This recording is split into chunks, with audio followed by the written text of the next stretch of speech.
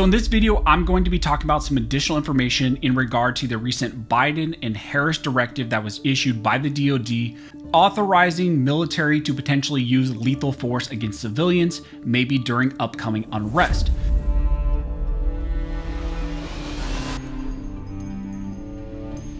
Now, really quick before we jump into this video, again, I want to thank you guys for all of your support.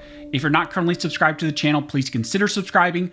And then also, if you guys could like the video, drop a comment, even if it's just any comment that you want. Also, I want to thank one of the supporters of this channel, which is First Form. First Form is an amazing company. I use their supplements every single day. And right now they're actually doing a giveaway. It's a hunting giveaway with a bunch of additional items. You can get a bow and some other things along with that. So if you order some products using my link down below, you can get entries into that giveaway. Plus, if you use that link, you can get a free 4-pack of energy drinks.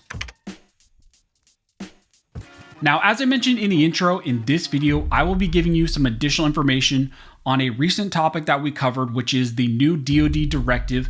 The DOD Directive is 5240.01, and this was recently renewed by the Biden and Harris administration, and in some ways authorizes lethal force by military units, some intelligence components that are attached to local law enforcement. If they're attached to them, allowing them potentially to use lethal force against civilians, maybe even during the upcoming arrest that maybe we could see happen in our nation.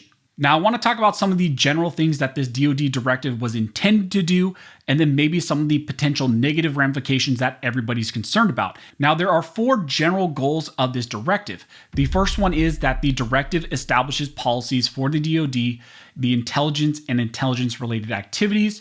It also provides guidelines for defense intelligence components who are assisting law enforcement agencies and civil authorities. So this is supposed to be directly related to when DOD units or DOD components, when they are assisting in what is claimed to be intelligence gathering, when they are potentially attached in assisting law enforcement agencies, this is supposed to direct that conduct. Second, the defense intelligence components can help law enforcement under specific circumstances, including when lives are in danger. So there are some authorities in some situations when this directive kicks in, one of those being when there are potential risks of, to lives and potential danger to lives, well, then these intelligence components can be attached to potentially local law enforcement. The third thing that this directive does is it has varying requirements, varying levels of approval based on, a variety of factors like the potential lethality of the circumstance, the risk, the cost, the appropriateness, and the readiness of whatever unit. And so that also is included in this directive. There are certain authorities and certain approvals that have to be met for these units to then be attached to local law enforcement for specific situations. Now, the fourth and final thing that's included in this directive is in some ways also very concerning, because not only is there language in there that talks about the potential use of lethal force against civilians, maybe during civil unrest or civil disturbances is what it says, but there is another component, which is an exigent circumstance component. And in that, the directive includes provisions where in urgent situations where lives are at risk and there is imminent risk to lives, well, then these units, these intelligent components can be attached and go help local law enforcement for 72 hours without the required approval. So again, in this directive, there are certain approvals that have to be met. You would have to get approval from the Secretary of Defense, potentially also the President. But under the exigent circumstances clause in the provision in this directive, those units can operate and go into effect for 72 hours without that required approval.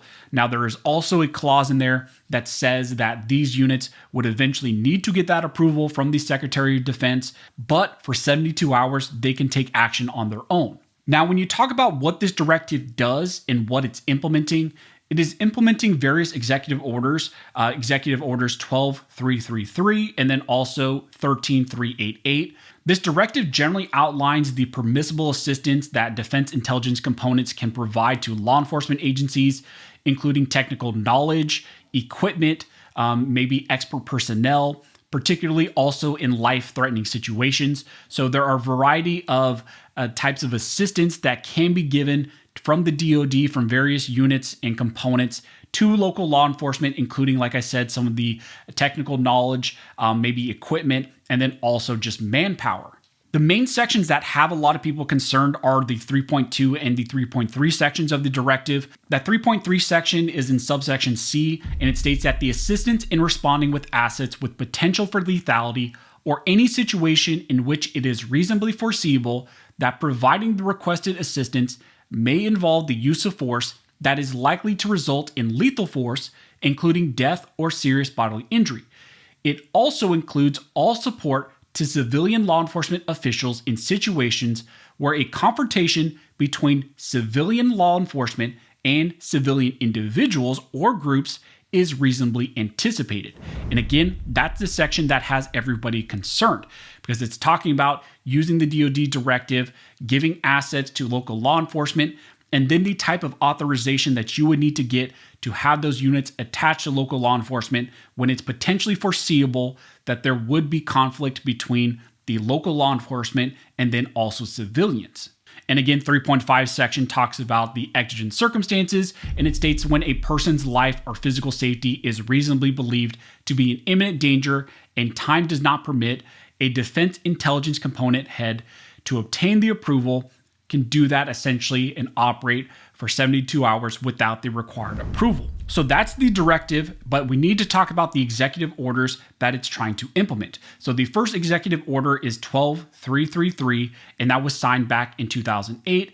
And also this is now being enforced through the DOD renewal of this specific directive. Executive Order 12333 defines the structure and responsibilities of the U.S. intelligence community, essentially to ensure that there is a timely, accurate, and potentially insightful foreign intelligence gathering that is then available to the President, the National Security Council, and then other executive agencies. So this generally, the executive order talks about trying to collaborate between different federal agencies, making sure that intelligence is gathered efficiently and then is shared correctly between all these different entities. But also within that executive order, which comes into play with this directive, is the order talks about and allows essentially intelligence agencies to assist local law enforcement and other civil authorities in cases where potentially national security is threatened and maybe where there's some sort of need for counterterrorism and additional efforts for investigation and intelligence gathering is needed.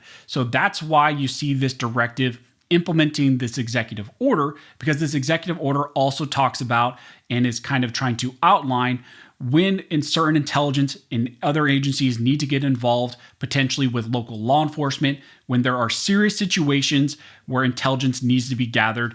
But again, I want to emphasize this is all concerning because who gets to define and who gets to determine when there is a serious situation, potentially when local law enforcement needs federal assistance from the DOD, and when potentially could a civil disturbance or a civil, unrest or situation trigger the executive order and then also trigger the directive to where then you have DOD, units and these types of attachments getting involved and potentially also having authorization to engage in lethal force. So then you have to ask yourself, okay, could these ever be used potentially against civilians, maybe during something like unrest? Because there's a lot of language in there that talks about lethal force against civilians and potential conflicts in contact between local law enforcement. So when could this potentially be used? Now, generally under normal circumstances, both the documents include potential safeguards designed to prevent the military and other intelligence agencies from being used against civilians, maybe during civil unrest. Any involvement by the DOD intelligence components must adhere to the strict legal requirements, and those are narrowly tailored both within the DOD directive, also the executive order, and then other federal laws and also the constitutional laws which place restrictions on the federal government doing certain things against civilians.